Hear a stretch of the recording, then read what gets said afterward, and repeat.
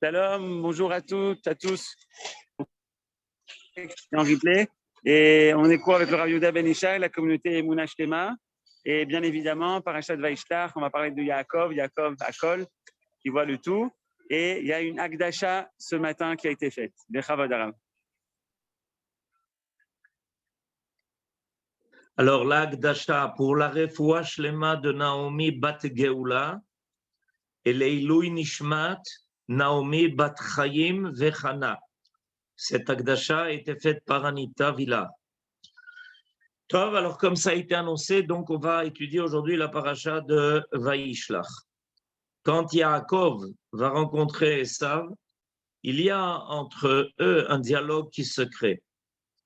Et ce dialogue, il est important parce qu'il va en fait nous faire découvrir la différence de l'approche qu'il y a entre Yaakov et Esav au niveau de ce qui va se passer dans notre monde. En effet, vous vous rappelez que Yaakov a envoyé à Esav pour évidemment l'apaiser. Il lui a envoyé un cadeau énorme. Karna et birchati.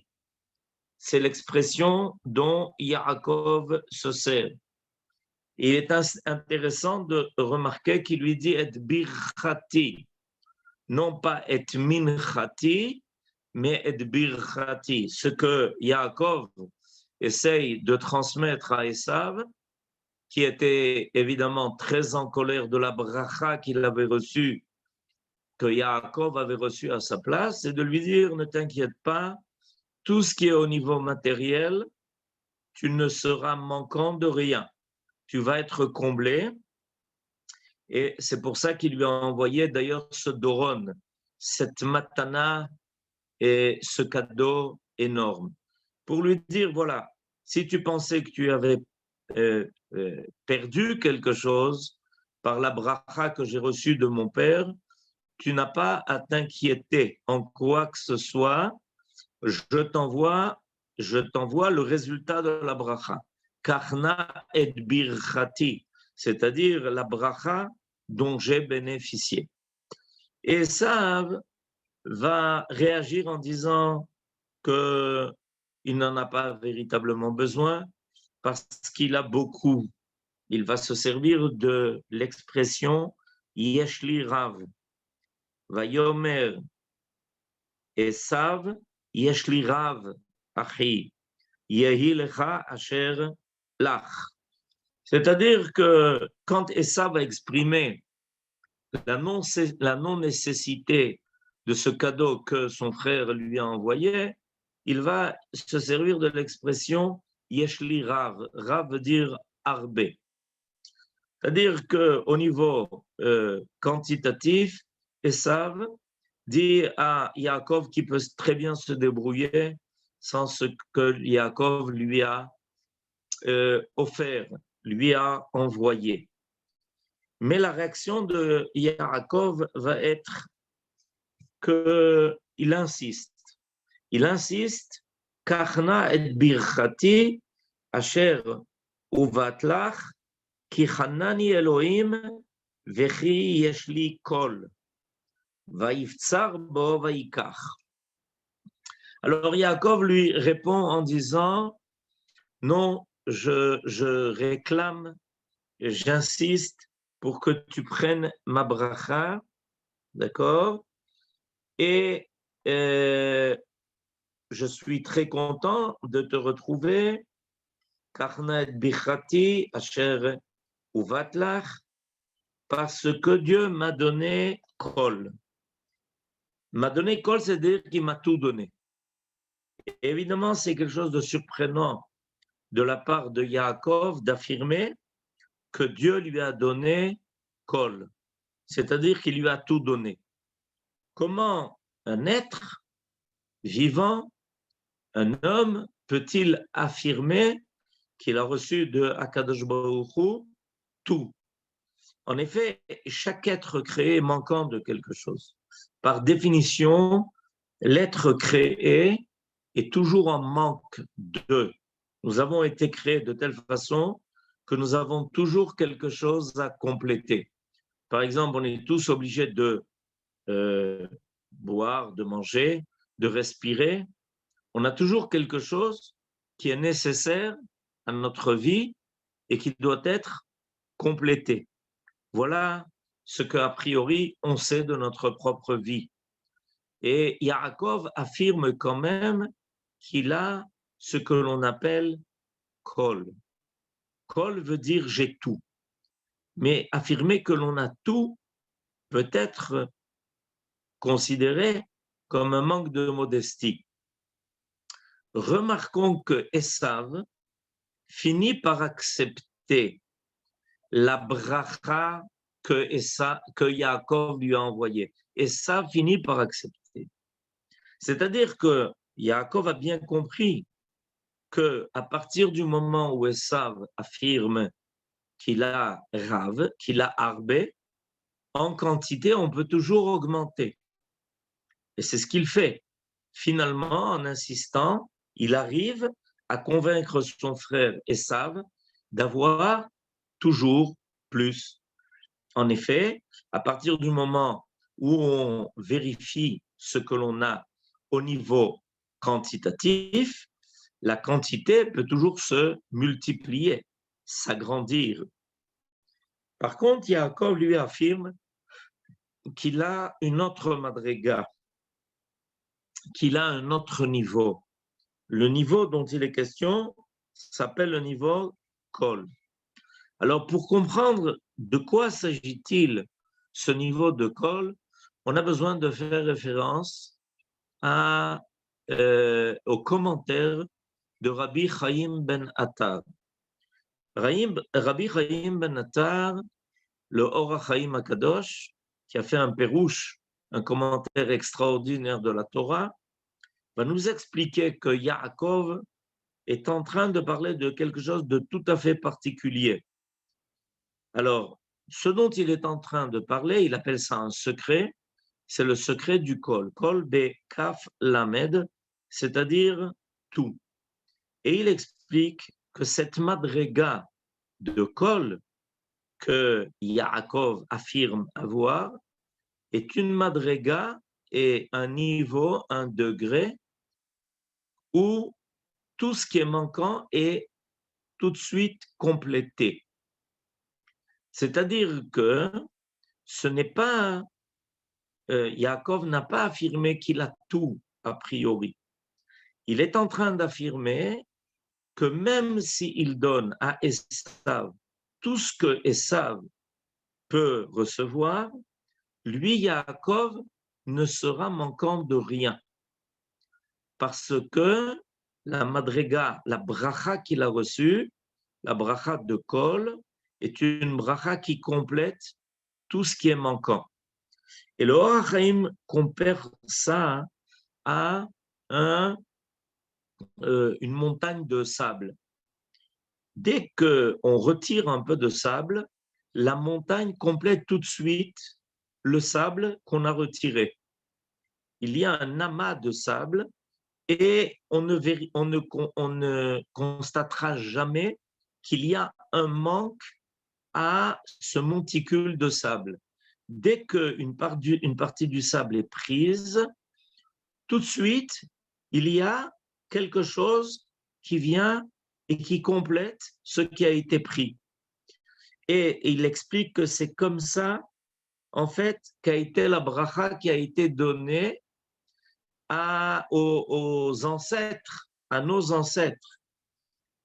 Quand Dieu a béni nos ancêtres, il les a bénis kechol asher al sfatayam.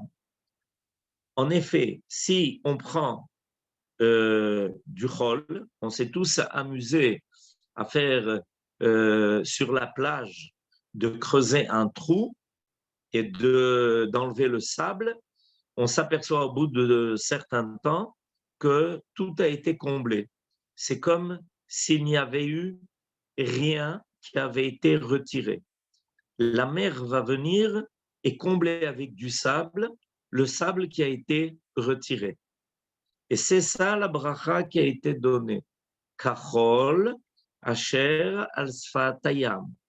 c'est-à-dire comme le blé qui est sur la plage, qui borde la mer, qui est toujours là pour compléter ce qui a été pris. Et cette bracha de Kol est une bracha qui fait référence à une dimension qui est très particulière. En effet, dans le monde où on est, on constate les manques. On constate qu'il y a quelque chose de chasser. Mais il y a un monde où il n'y a jamais rien qui est manquant. Et non seulement ce monde n'est jamais manquant de quoi que ce soit, mais il est capable, quand il apparaît dans notre monde, de compléter, de finir ce qui est imparfait. Et nos sages nous disent que nos ancêtres, Abraham, Yitzhak et Yaakov, ont les trois reçu cette bracha de Bakol, Mikol, Kol. Pourquoi cette bracha est-elle tellement importante? Parce que Dieu nous a envoyés dans ce monde pour être des shlichim, pour nous balader dans le monde et rencontrer toutes les difficultés possibles et imaginables. Tous nos ancêtres ont dû affronter les plus grandes difficultés à tous les niveaux. Toutes les civilisations étaient déjà en fait en gestation dans les personnages que nos ancêtres ont rencontrés, en la personne de Lavan, en la personne de Esav, en la personne de Ishmaël. En fait, on a tout rencontré. Et évidemment, ces civilisations-là, qui n'étaient pas du tout en accord avec ce que nous voulions faire apparaître dans le monde, malheureusement, nous ont causé des dommages, des préjudices énormes.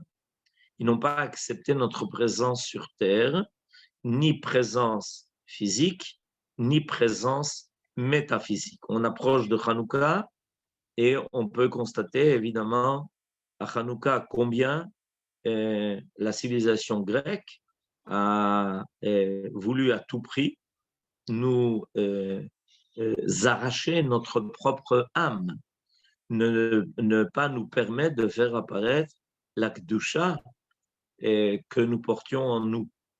D'où évidemment tous leurs décrets qui avaient pour but de porter atteinte à l'âme d'Israël. Et voilà qu'on s'est retrouvé très manquant dans notre confrontation avec la civilisation grecque.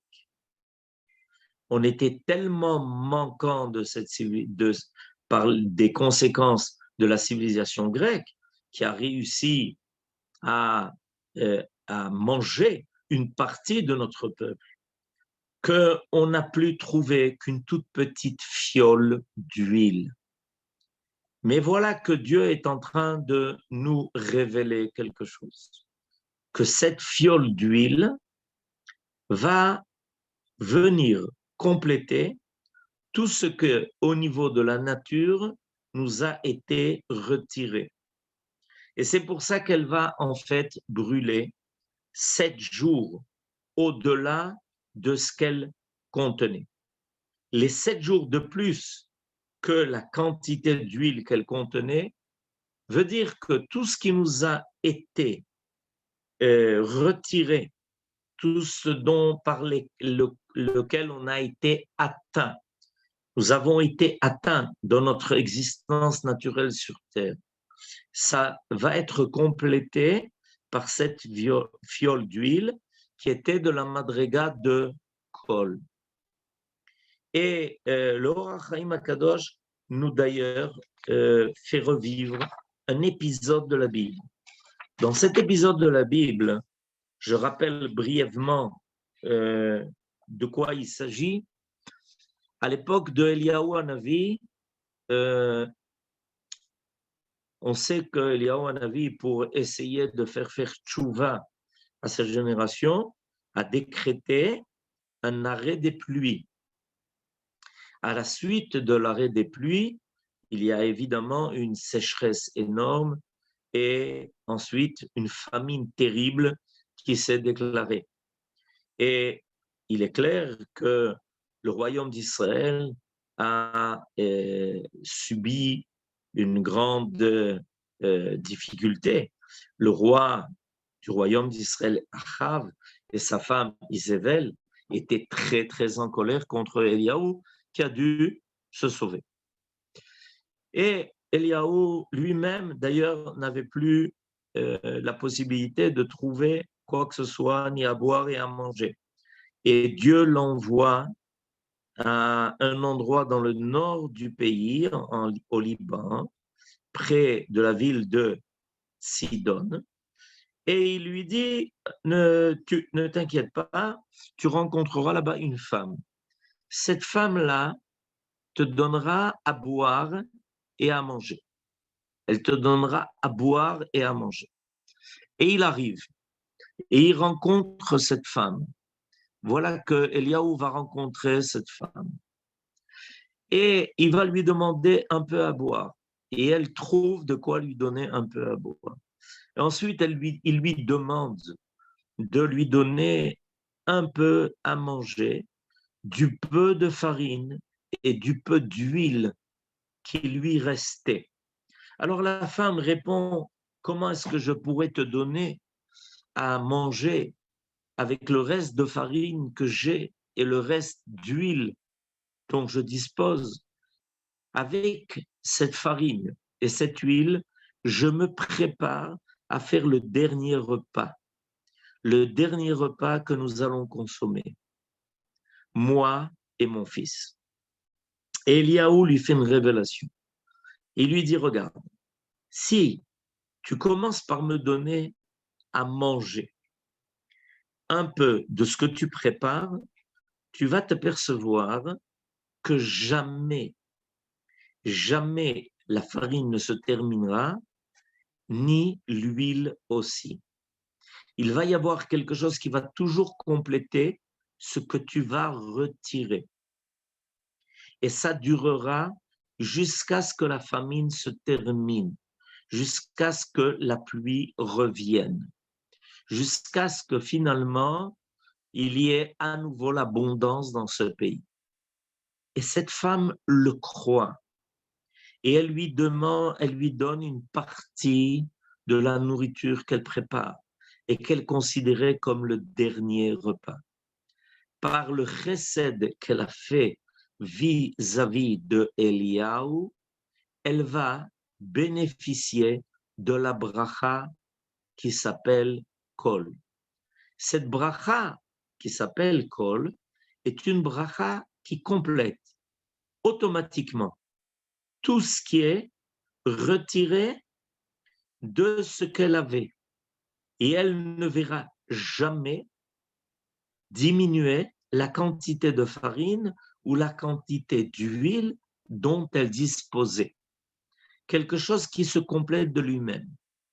Évidemment, c'est quoi cette bracha? C'est quoi ce niveau-là? C'est le niveau du contact du monde fini avec le monde de l'infini. En effet, le monde de l'infini ne se termine jamais parce que c'est un monde qui est de qualité infinie. Il n'y a jamais un manque qui peut se faire sentir dans l'infini. Quand on ajoute à l'infini ou quand on retire de l'infini, l'infini est toujours le même. Et Eliaou Hanavi était susceptible, capable de faire un contact entre le monde fini qui lui est manquant. Quand on retire quelque chose du monde fini, le monde fini va être manquant de ce qu'on lui aura retiré. Mais si on arrive à établir un conduit entre le monde de l'infini et le monde du fini, le monde fini ne sera jamais manquant. Et Eliyahu Hanavi fait apparaître ce degré d'être. Ce degré d'être, nos ancêtres, on en profité. Et c'est pour ça que Yaakov est en train d'affirmer à Esav, sache que quoi qu'il arrive, quoi que je te donne, jamais je ne serai manquant de ce que je te donne. Pourquoi? Parce que j'ai la Bechina de Kol. Toi qui veux mesurer les choses en quantité, accepte parce que tu es manquant et que moi je peux compléter ce dont tu manques peut-être à cause de la bracha que moi j'ai reçue à ta place. Alors c'est mon devoir d'essayer de t'amener la bracha, de compléter ce dont tu es peut-être manquant. Mais moi, je ne serai pas manquant de ce que je vais te donner et t'octroyer. Et on sait très bien que durant les siècles, là où les Juifs se sont répandus dans le monde entier, il y a toujours eu une réussite du pays dans lequel ils résidaient. Les non-juifs étaient conscients de cela et ils invitaient les juifs à venir résider parmi eux. Et quand malheureusement ils essayaient de les expulser, de les renvoyer, alors ils constataient tout de suite une faiblesse énorme dans leur économie, dans leur capacité de vie. Il y a tout de suite eu une pauvreté matérielle et même morale qui se déclarait. La bracha de Kol était retirée. Quand Israël était présent dans une civilisation, il y avait la bracha de Kol qui apparaissait. De la même façon que lorsque Eliyahu est arrivé chez cette femme-là, alors elle a bénéficié de la bracha Kol. Et la farine ne s'est pas terminée, l'huile non plus. Et il en est arrivé de même. Dans tous les pays où on s'est répandu, nous avons amené avec nous cette bracha de Kol. Lorsqu'on nous a renvoyés, on a repris avec nous cette bracha de Kol. Et il y a eu évidemment juste quelque chose de quantitatif qui est apparu et qui, avec le temps, est devenu manquant. Et au fur et à mesure des déplacements du peuple d'Israël dans le monde, comme par exemple le départ d'Israël, le départ des Juifs d'Espagne, tout de suite, l'Espagne s'est appauvrie.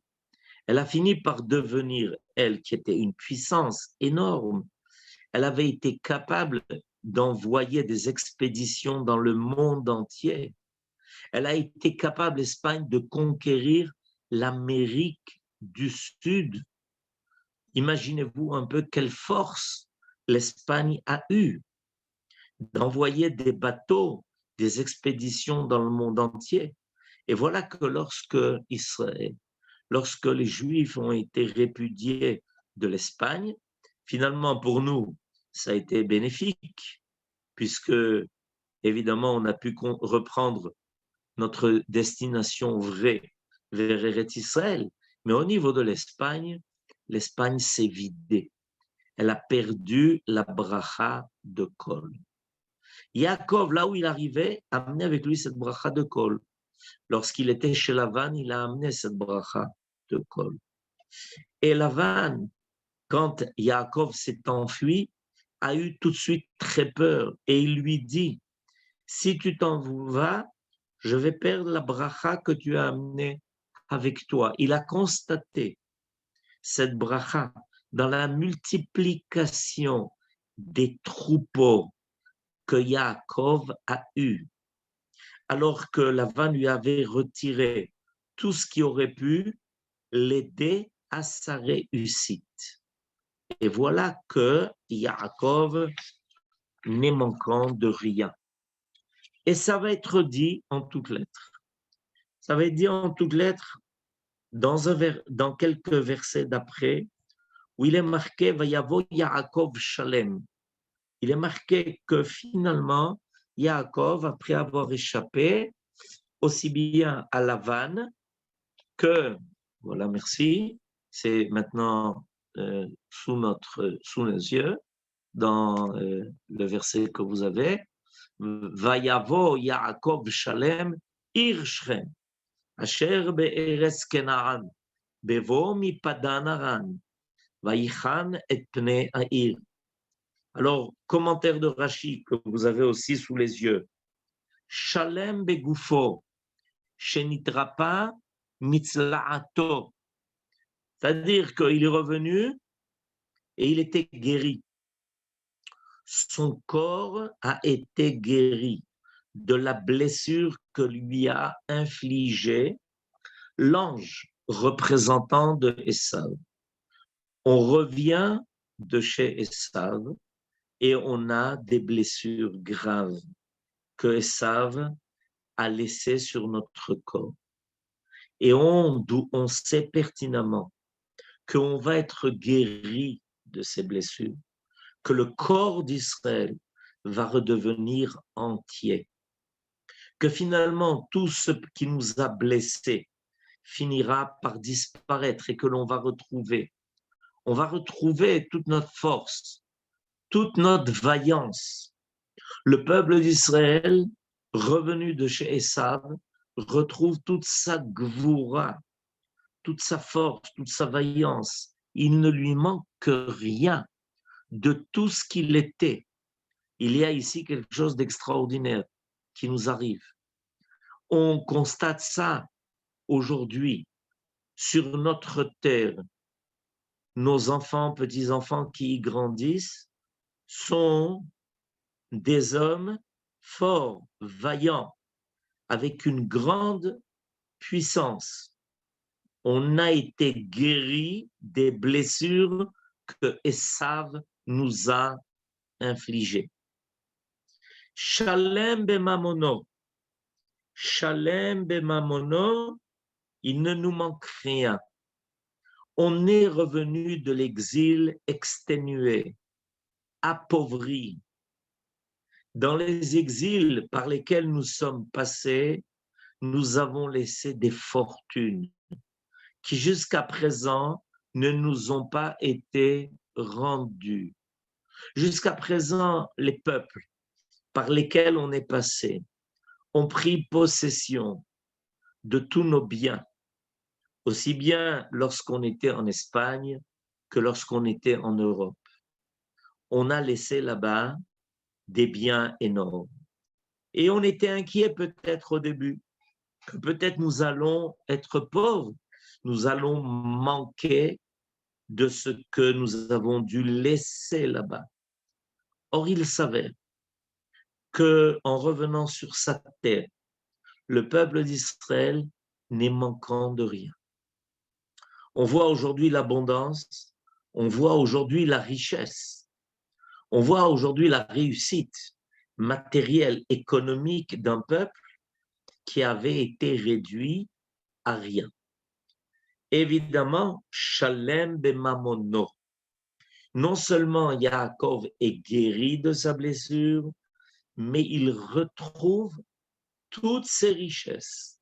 Rien ne lui manque.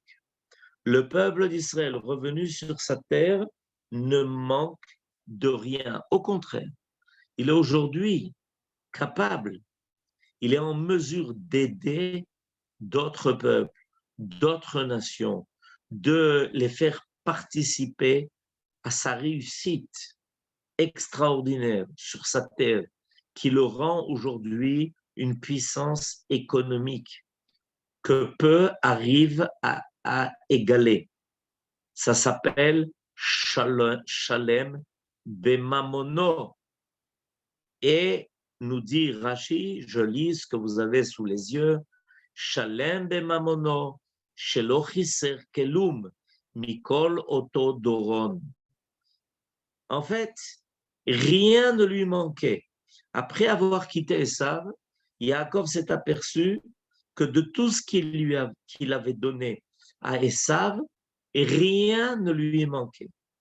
Au bout de notre histoire, on revient à un statut de richesse qui petit à petit va nous rappeler la richesse de l'époque du roi Shlomo.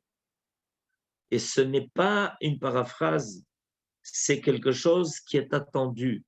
Si on avait des doutes là-dessus, il suffit de regarder aujourd'hui la richesse de cet État qui va arriver seulement à 75 ans d'existence. Qu'est-ce que valent 60 années d'existence dans l'histoire du monde qui parle de milliers et de milliers d'années? C'est qu'il y a la bracha de Kol. Shalem betorato. La dernière shlemut, c'est shlemut à Torah. En effet, Yaakov aurait pu perdre une partie de sa Torah alors qu'il était exilé chez lui. Il aurait pu perdre une partie de sa Torah en rencontrant Esav. Comment ça se passe?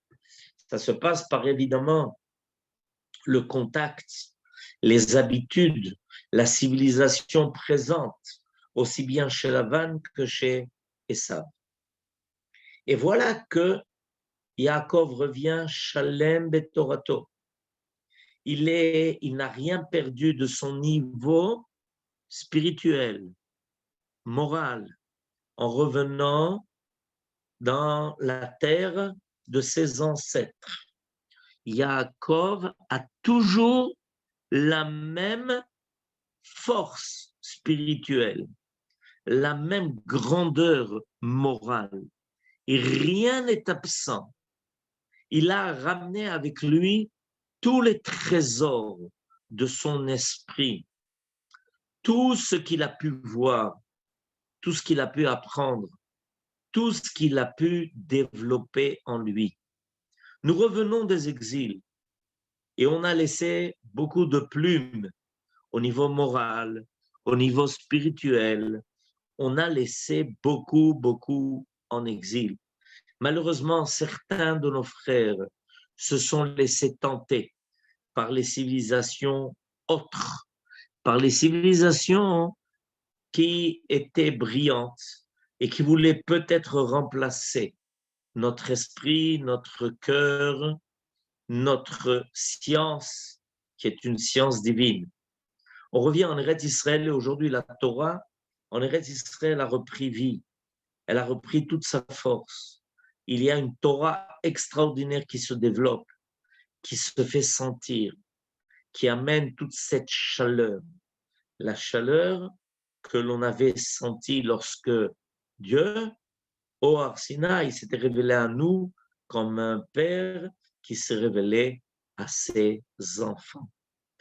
Donc on revient Shalem. Shalem begoufo, Shalem bemamono, Shalem betaorato. Et c'est ce qui est prévu. C'est ce qui est prévu et ce qui se réalise aujourd'hui, sous nos yeux. Et nous en sommes les acteurs. Nous faisons partie. Nous faisons partie de cette réussite. Pourquoi? Parce qu'on transporte avec nous la bracha qui s'appelle Kol.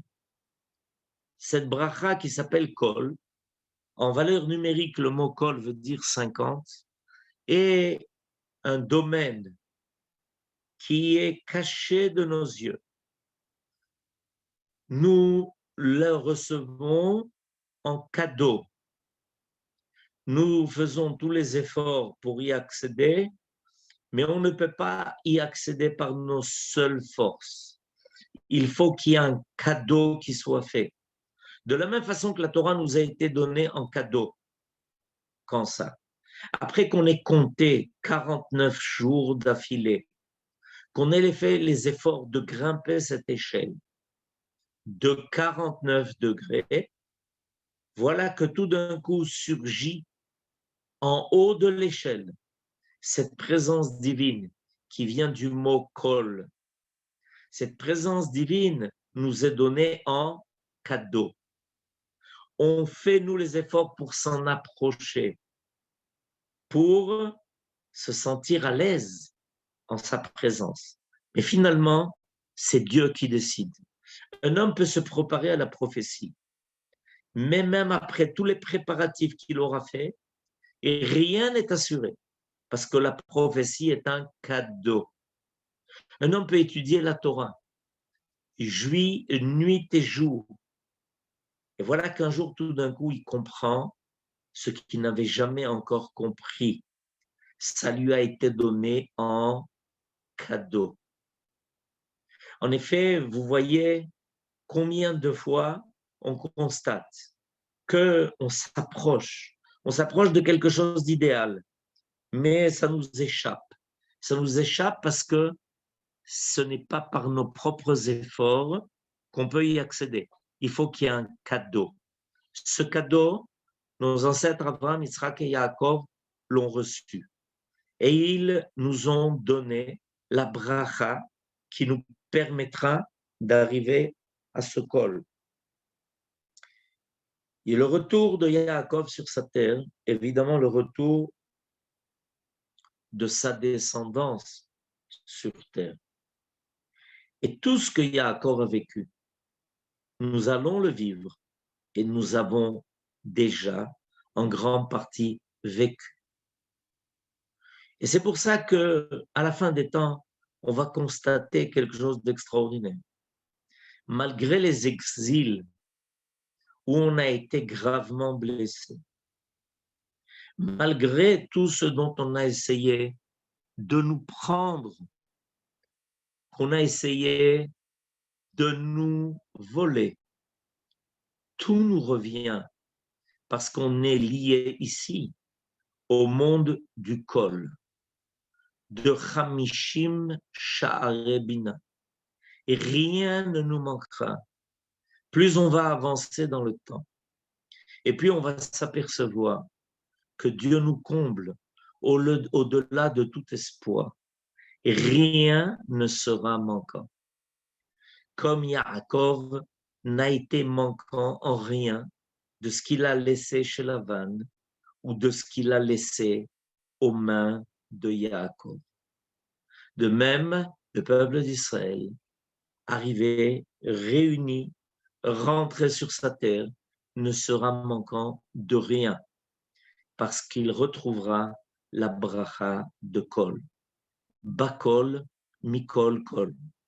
Lorsque vous faites le Birkat Hamazon, faites très attention lorsque vous prononcerez ces mots qui ont été intégrés au Birkat Hamazon, de recevoir la bracha de Bakol, Mikol, Kol. Shabbat Shalom à tous et à toutes. Toda Rabba, merci beaucoup Rabban Yishai. Et je lis un commentaire que je viens de recevoir. Espoir et force, que votre foi s'intègre en nous tous, en tout le Ham Israël. Merci des commentaires, Amen. merci au Rabban Yishai. Shabbat Shalom, vous pouvez ouvrir les micros. On finit avec le Rav Shlomo Karlibach. Shabbat Shalom à tous. Shabbat Shalom les Koulam. Merci beaucoup. Shabbat Shalom. Shabbat Shalom, Shabbat Shalom. Shabbat Shalom.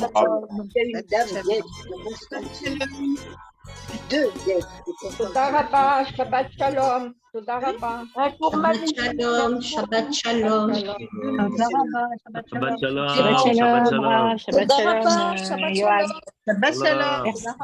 Merci à vous, Rav. Toda Rabba. On dit dans les Shabbat Shalom à tous et à tous. Toda Rabba.